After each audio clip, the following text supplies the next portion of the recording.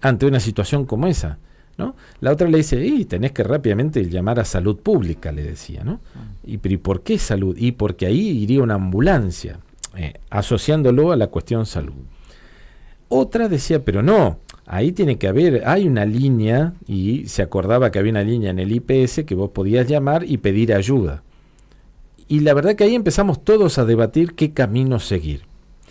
Hace poco se generó, a partir de las estadísticas de suicidio realmente altas que estaba presentando Misiones, una comisión interdisciplinaria donde hay varios ministerios para abordar esta cuestión, ¿no? El abordaje del suicidio. La coordina Natalia Falcone, y con ella vamos a intentar explicarle a papás, a docentes, a directivos, a otros alumnos, cómo hay que hacer si nos pasa una situación como esta en el ámbito educativo. Natalia, somos Silvia, Marcelo, Laureano, ¿cómo está? ¿Qué tal? Buenas tardes. Buenas tardes. Buenas tardes. ¿Qué deberían hacer? ¿Cómo se actúa en un caso así? Bueno, lo primero, hoy en día, a raíz de todo esta, justamente porque esta es una problemática que cada vez es más frecuente, la decisión de tener esta comisión y de empezar a poner en agenda sobre todo este tema, es justamente por la cantidad de casos que hay y poder empezar a afinar el trabajo que se viene haciendo desde salud pública, desde educación, desde los distintos ministerios y áreas del Estado, para que realmente funcione y la ayuda llegue y que todos manejemos los mismos criterios. Estamos trabajando en eso, estamos tratando también en este momento la comisión de recabar toda la información lugar por lugar, pero lo que les puedo decir es que ya el Ministerio de Educación tiene un protocolo que elaboró en estos últimos meses, un protocolo de intervención para que si ocurre una situación de intento de suicidio o de ideación suicida en la escuela, empezar a capacitar a los docentes para que puedan, en principio sería contener, ¿no es cierto?, contener una situación donde hay un menor o un joven que está manifestando quitarse la vida o que tiene deseos o intención, o como en este caso que ustedes refieren, donde alguien ya se lastima, se autolesiona, ¿no? Uh-huh. El primer paso es contener, estar cerca de la persona para poder acompañarla en el proceso después de ser llevada hacia la ayuda profesional. Natalia, entonces, hago un paréntesis, y acá Marcelo me hace una señal y la verdad que todos nos preguntamos lo mismo. Cuando hablamos de contener, ¿qué hay que decir? Digo, para contener a la persona, ¿qué es recomendable? Lo primero es, más que decir, hay que escuchar. En esto no hay mucho que decir, sino escuchar, poder permitir que la persona, la mayoría de las personas que piensan en quitarse la vida, y pongámoslo en este caso en jóvenes, ¿no?, en adolescentes, es porque están sufriendo, de alguna manera hay algo que les provoca mucho malestar, mucho sufrimiento, que los lleva a considerar la posibilidad de lastimarse a veces, o simplemente llegar al punto de querer quitarse la vida. Entonces, escuchar, poder preguntar si uno detecta las señales o si un joven lo manifiesta, porque muchas veces no lo tomamos en serio, creemos que están llamando la atención, que dice cosas.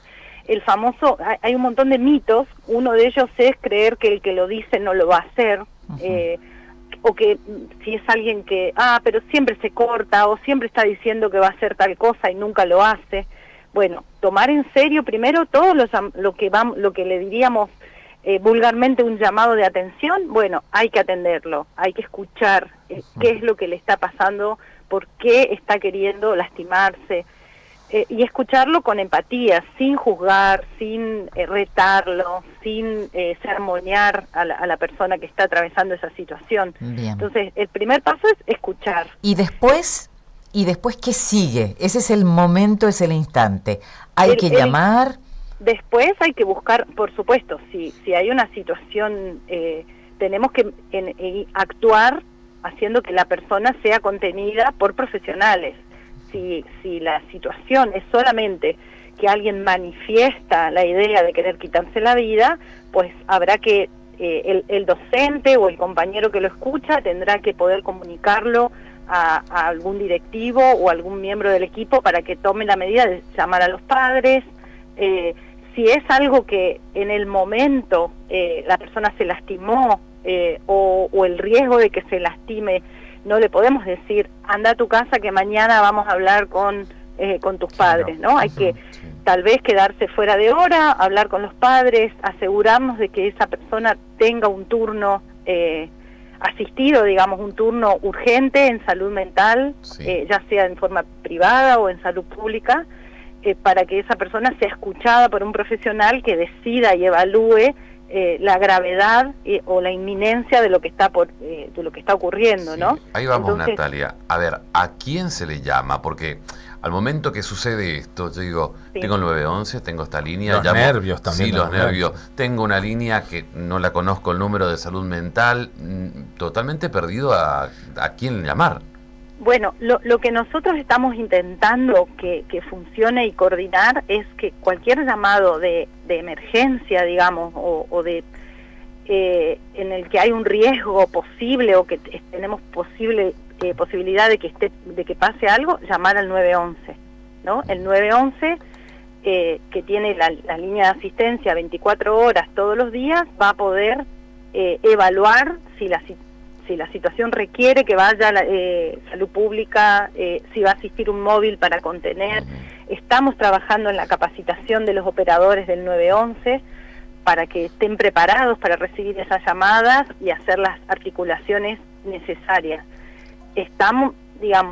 Todo esto requiere capacitación, requiere recursos de ambulancias disponibles, profesionales disponibles, con lo cual es bastante complejo el funcionamiento óptimo, pero lo que estamos queriendo es que las profesionales los operadores reciban el llamado y puedan activar el sistema de salud en caso de que sea una emergencia de salud.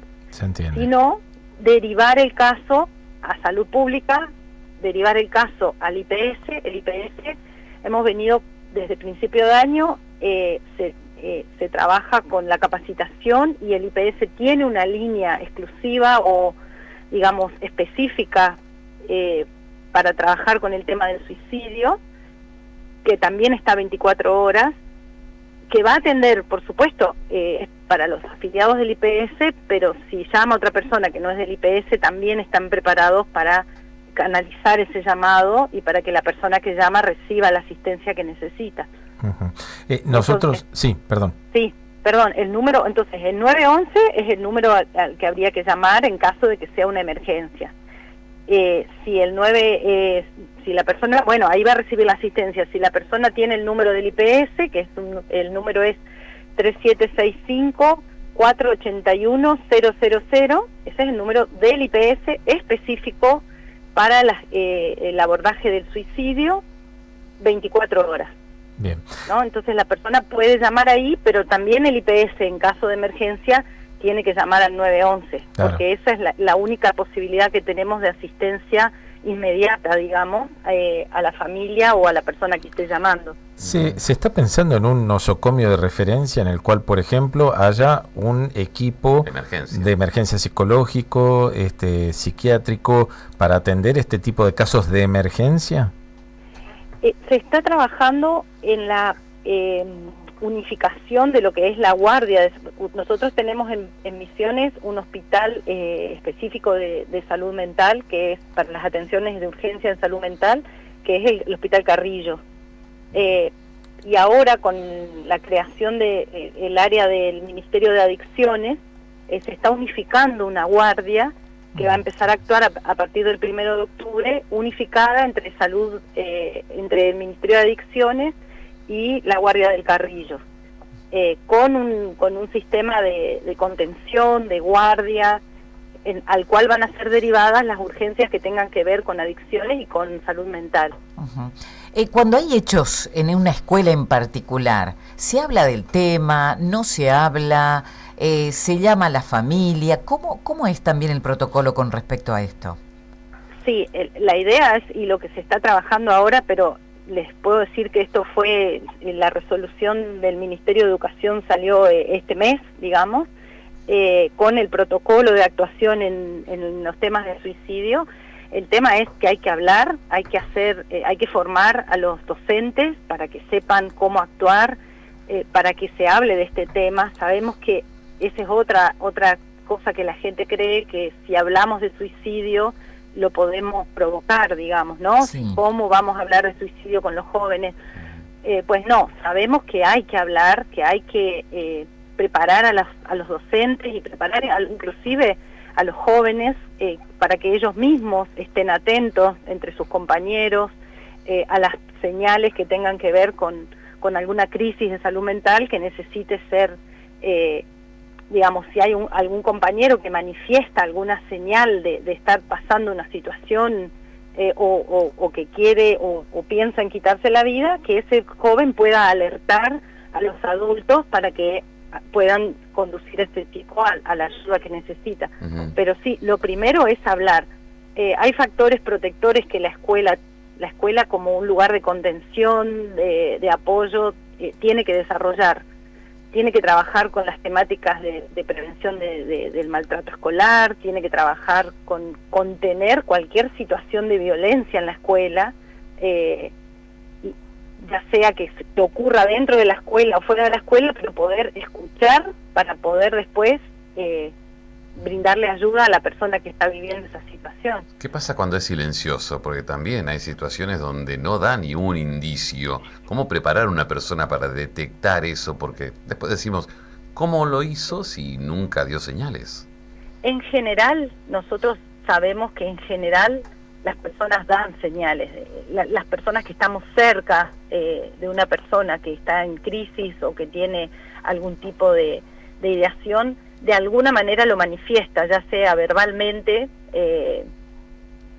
Aunque el tema es que no lo tomamos en serio, ¿no? Los chicos suelen decir o que la vida no tiene sentido, o que no tienen más ganas de vivir, o que cuando se mueran los demás van a estar mejor, soy una carga, no quiero seguir siendo una carga. La gente manifiesta de manera verbal, y después hay otras señales que tienen que ver con el comportamiento, los cambios de conducta, que los podemos detectar ya sea en un compañero de escuela, en decir, bueno, me doy cuenta que mi amigo que antes venía, no sé, a jugar al fútbol, o venía y nos juntábamos, salíamos, de repente no quiere salir más, está todo el día enojado o todo el día encerrado, o de repente tiene conductas de riesgo, de beber en exceso, de conducir, si es un joven, de manera imprudente, pero fuera de lo común, cambios de comportamiento. Entonces, bueno, son cosas que yo como compañero puedo darme cuenta y puedo preguntar qué está pasando. Y lo mismo un docente, que puede ver si hay un chico que se aísla, o que falta, o que baja su rendimiento. Cualquier señal de que la persona está atravesando una situación de malestar o de sufrimiento psicológico, requiere que hablemos con esa persona y le preguntemos.